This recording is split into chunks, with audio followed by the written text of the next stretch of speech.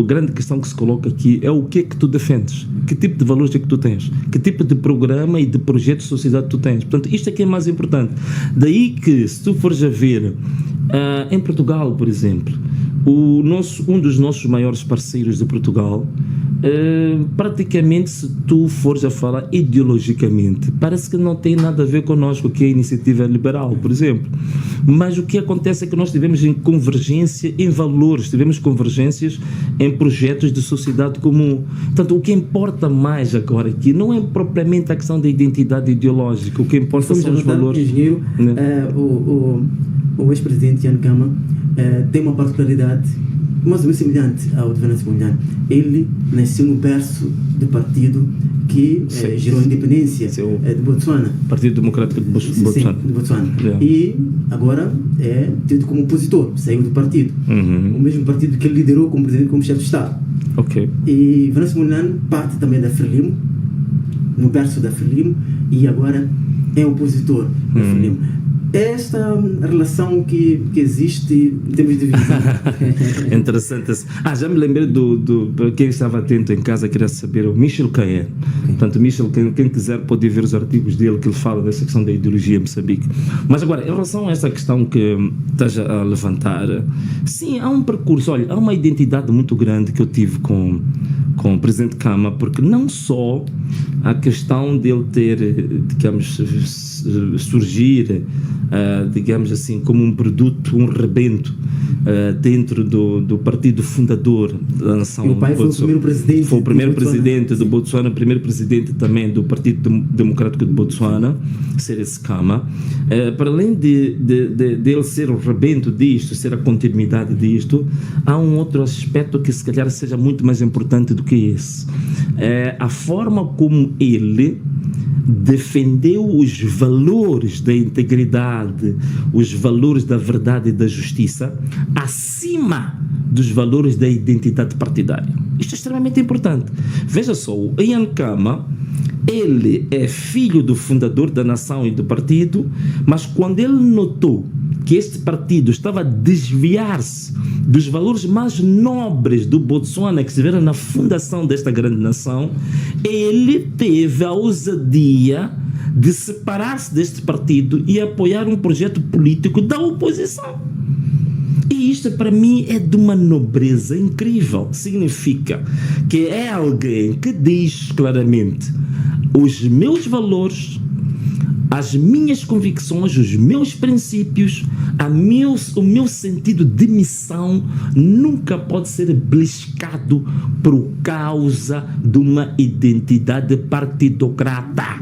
Não é um partido que vai adulterar os meus princípios, aquilo que eu defendo como homem, como cidadão.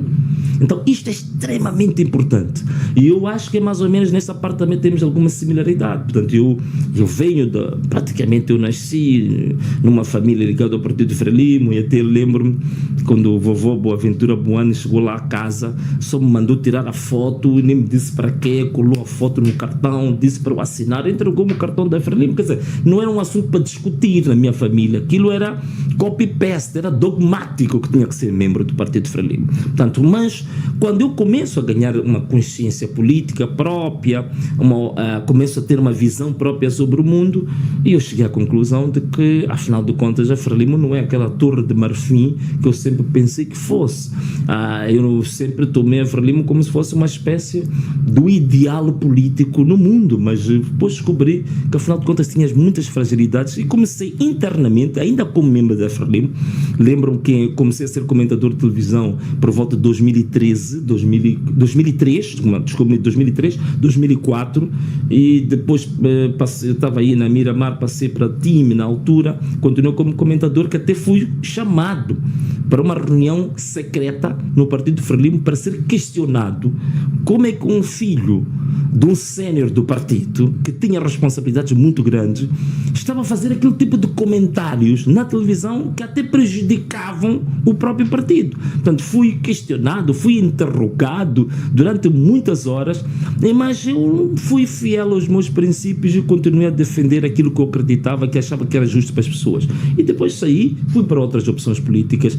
Há pessoas que dizem assim, o Venâncio não tem identidade ideológica, anda a saltar de flor em flor, de partido em partido. Eu acho que esta é a minha grande, posso dizer que é a minha grande virtude. Significa que eu salto de flor em flor, eu salto de partido em partido, mas é uma coisa que eu nunca mudei. São os princípios, são os valores, são digamos assim, aquilo que eu acredito que é o sentido de justiça de verdade. Agora, há pessoas que estão no mesmo partido, mas que estão sempre a mudar de valores, estão sempre a mudar de princípios, adulteram-se, corrompem-se e por aí fora. Então não adianta muito um tipo de postura como essa. Bem, vamos hoje dar primazia aos nossos internautas. Vou pedir à minha colega Liliana Mangov para ler algumas perguntas que os nossos internautas têm. Espero que as condições de áudio estejam em perfeitas condições. Liliana Mangov, vou assim. Quais são as perguntas neste momento? Podem avançar dos nossos internautas que estão a acompanhar este podcast. Está em direto. Certo. A primeira pergunta é do Sr. Samuel Mukanza. Ele diz o seguinte: gostaria de saber se a Renamo Sênior não tem me contactado para presidir a Renamo, visto que a Renamo agora tem crise de liderança. E a minha percepção é que Venâncio Mondlane é o único que pode trazer a Renamo de volta. Essa é a primeira questão. A segunda questão do Sr. Adelino Silva Júnior, de Gaza Shockwave, que pergunta se o engenheiro Venâncio Mondlane sente-se ameaçado com os processos. E mais uma, só para fechar esta primeira ronda, consiste em saber se é verdade que a família do engenheiro Venâncio Mondlane, esposa e filhos, vivem no estrangeiro. Se sim, por quê? Muito bem, vimos as primeiras perguntas feitas aqui ao engenheiro. Vamos começar a primeira pergunta em relação à Renamo. Se pensa em presidir a Renamo.